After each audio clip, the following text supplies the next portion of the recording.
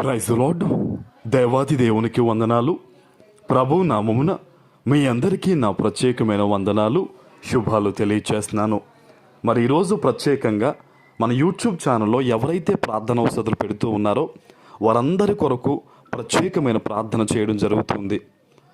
ఈ దినము కొరకు ఏర్పాటు చేయబడిన దేవుని వాగ్దానము ద్వితీయోపదేశకాండము 30వ అధ్యాయము 4వ వచనము. మీలో ఎవనైనను ఆకాశ దిగంతముల వరకు వెళ్ళగొట్టబడినను అక్కడ నుండి నీ దేవుడైన యెహోవా మిమ్మును సమకూర్చి అక్కడ నుండి రప్పించును. దేవుని నామానికి మహిమ కలుగునుగాక. ఈ ఉదయకాల సమయంలో సర్వోన్నతుడైన దేవుడు, సర్వ సృష్టికర్త అద్భుతమైన వాగ్దానాన్ని నీకు నీ కుటుంబానికి ఇస్తూ ఉన్నారు. ఆమెన్. ఆయన అంటూ ఉన్నారు, చూడండి, మీలో ఎవనైనను ఆకాశ దిగంతముల వరకు వెళ్ళగొట్టబడినను అక్కడ నుండి మీ దేవుడైన యెహోవా మిమ్మల్ని సమకూర్చి రప్పిస్తారట. నేటి దినాల్లో చాలా కుటుంబాల్లో బిడ్డలు, కుటుంబాలు చెదరగొట్టబడుతూ ఉన్నాయి. ఇబ్బందికరమైన పరిస్థితుల వల్ల వారి సొంత ఊరు వదిలేసుకొని వెళ్ళిపోవడము, లేదా ఇంట్లోంచి వెళ్ళగొట్టబడ్డము, లేదా బిడ్డలకి వివాహం చేయడం ద్వారా దూరం అయిపోవడము, అనేక రకాలుగా ఇబ్బందికరమైన పరిస్థితుల్లో కొన్ని కుటుంబాలు, కొన్ని మనుషులు ఉంటూ ఉన్నారు. ఈరోజు దేవుడు అంటూ ఉన్నారు, ఆయనను ఆశ్రయించిన ప్రతి బిడ్డని కూడా, తనకు మొరపెట్టుచున్న ప్రతి బిడ్డ జీవితంలో కూడా ఏ మనిషి దగ్గర అవ్వాలని చూస్తూ ఉన్నారో, ఏ బంధము మరలా కలవాలని అనుకుంటూ ఉన్నారు, ప్రభువా ఈ కుటుంబాలు కలిస్తే బాగున్ను, ప్రభువా ఇగో నా కుటుంబాలు సంతోషంగా ఉంటే బాగున్ను, ఇదిగో ఈ పరిస్థితులు ఎలా దూరం అయిపోయినాయి, ఇవి మెరుగుపరిస్తే బాగున్నాని ఎవరైతే దేవుణ్ణి అడుగుతూ మనసులో అనుకుంటూ ఉన్నారో వారందరితో ప్రభు చెప్తున్నాడండి, మరలా దేవుడు నీ కుటుంబాన్ని కట్టబోతూ ఉన్నాడు. ఆమెన్.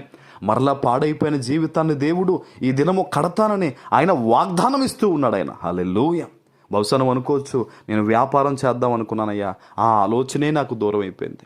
నేను ఉద్యోగం చేద్దాం అనుకున్నాను, ఆ కంపెనీయే దూరం అయిపోయింది. ఇదిగో నా బిడ్డలు, ఇదిగో నా పరిస్థితి అని అనేక రకాలుగా ఆలోచన చేస్తున్నారా?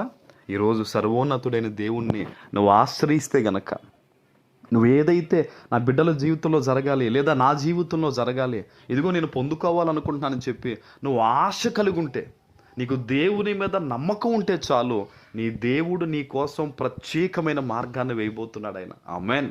నీ ప్రార్థనను బట్టి దేవుడు అద్భుతమైన మార్గాన్ని ఏర్పరుస్తాడు. ఆనాడు ఇశ్రాయేలీయులకి ఎదుట ఎర్ర సముద్రం కనిపించింది తప్ప అందులో దేవుడు చేయబోయే కార్యం వాళ్ళకి తెలియదు. వాళ్ళు అనుకున్నారు, సముద్రం ఉంది, ఎదుట నీరుంది, మాకు మార్గం లేదు అన్నప్పుడు దేవుడు ఒకటే చెప్పాడు, మీరు ముందుకు సాగిపోండి అని.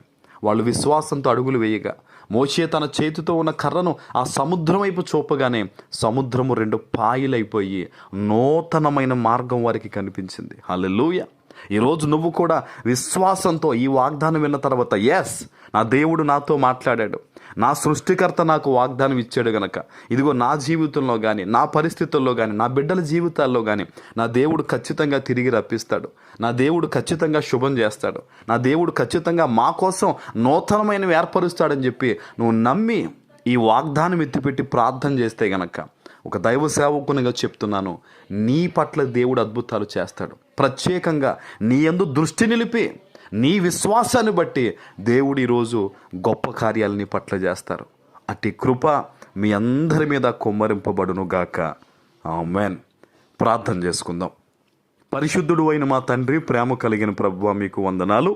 ఈ ఉదయకాల సమయంలో మీరిచ్చిన గొప్ప వాగ్దానము ప్రతి బిడ్డ జీవితంలో నెరవేర్చి స్థిరపరచమని యేసు నామమున ప్రార్థిస్తున్నాను తండ్రి. ఆమెన్.